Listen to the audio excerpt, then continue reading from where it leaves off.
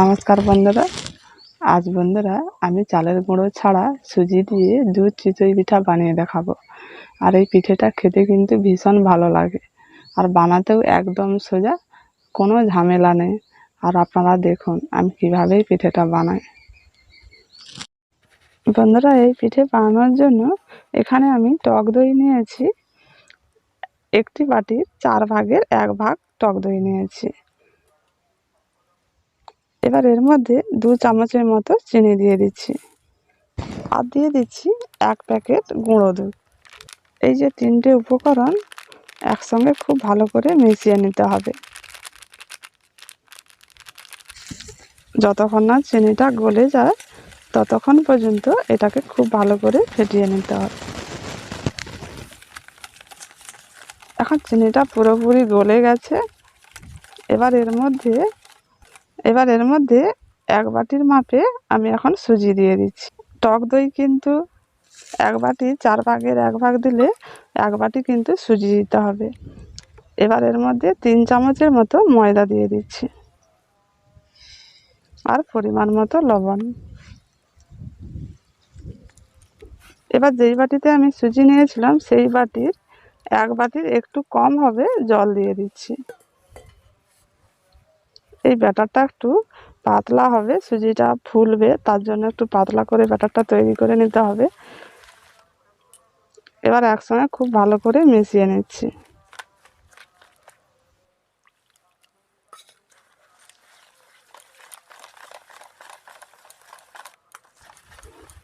এখন ব্যাটারটা একটু পাতলা আছে। এবার এটাকে আমি ঢাকা দিয়ে 10 মিনিটের মতো এটা রেখে দেব। এদিকে আমি 3টে স্টিলের বাটি নিয়েছি। এই স্টিলের বাটিতে করে আমি পিঠেগুলো বানাবো। এখন বাটিগুলোকে আমি রেডি করে নিচ্ছি। অল্প অল্প করে সাদা তেল দিয়ে দিচ্ছি। এবার ভালো করে আমি বাটিতে তেলটা মাখিয়ে নিচ্ছি, তাহলে পিঠেটা খুব সুন্দরভাবে উঠে যাবে। এখন 3টে বাটি আমার রেডি হয়ে গেছে, আর এদিকে আমার 10 মিনিট হয়ে গেছে। এবার দেখুন সুজিটা কেমন সুন্দর ফুলেছে। দেখুন সুজিটা খুব সুন্দর ফুলে গেছে, আর ব্যাটারটা কিন্তু অনেকটা আরও গাঢ় হয়ে গেছে। এইভাবে সুজিটা যেন ফুলে। এবার এর মধ্যে আমি 1 চিমটির মাপে বেকিং সোডা দিয়ে দিচ্ছি। খুব বেশি দেওয়ার দরকার নেই, 1 চিমটি দিলেই হবে।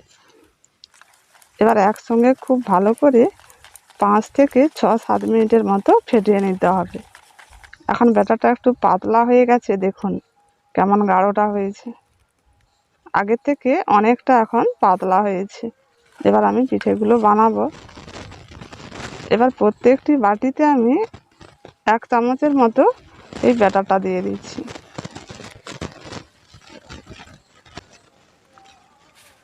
তিনটে বাটিতে আমি 3 চামচ দিয়েছি। একটু পিঠেটা তো ফুলবে, তাই আমি কম কম করে দিয়েছি। এদিকে আমি উনুনটা জ্বেলে পাত্রের মধ্যে জলটা বসিয়ে দিয়েছি, আর ফুটো করা পাত্রটা ওর মধ্যে বসিয়ে এবার বাটিটা বসিয়ে দিচ্ছি।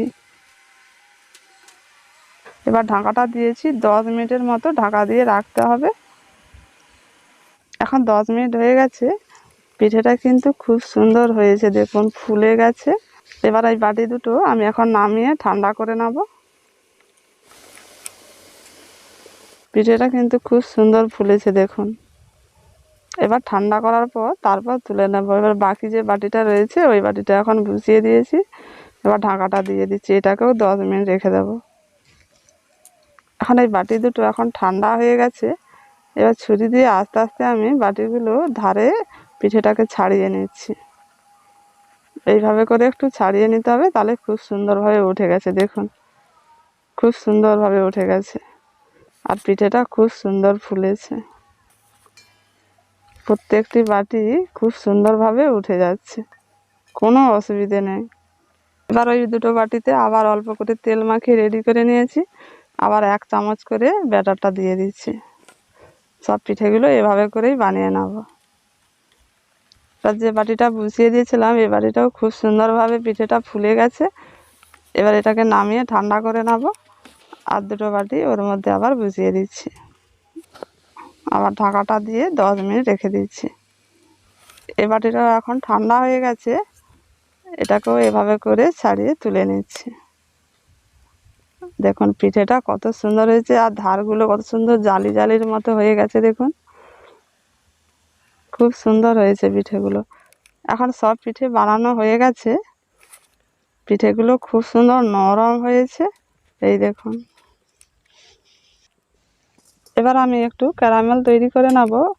এখন কড়ার মধ্যে হাফ বাটি চিনি দিয়ে দিচ্ছি। আর ক্যারামেলটা একটু তেতো হবে না, তার জন্য অল্প করে একটু চিনির মধ্যে জল দিয়ে দিচ্ছি। এভাবে করে ক্যারামেল তৈরি করলে তেতো লাগবে না।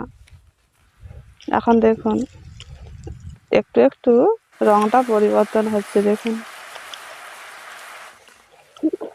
চিনিটা এখন পুরোপুরি গলে গেছে, আর একটু লালচে লালচে ভাব এসে গেছে। দেখুন এই দেখুন, এবার এর মধ্যে অল্প করে একটু দুধ দিয়ে দিচ্ছি।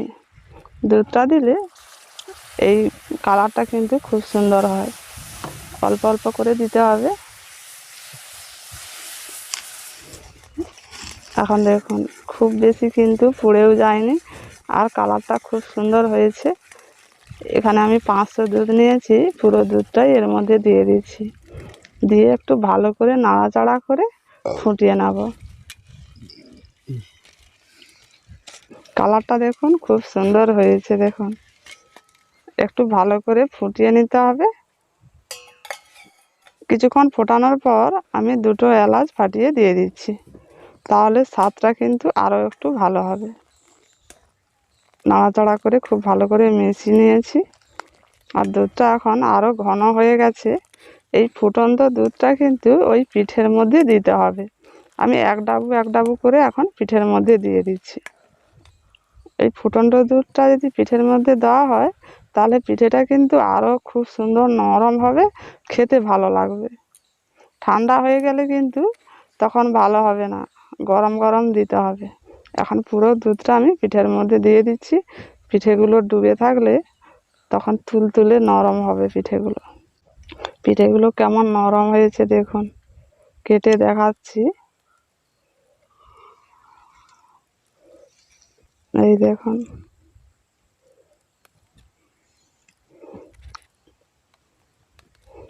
কত সুন্দর দুধটা পিঠের মধ্যে ঢুকে গেছে, আর কত নরম হয়েছে, পুরো তুলতুল করছে। পিঠেটা খুব সুন্দর হয়েছে আর নরম তুলতুল করছে। এভাবে করে দুধ চিতই পিঠা বানিয়ে দেখবেন, খেতেও ভীষণ ভালো লাগবে।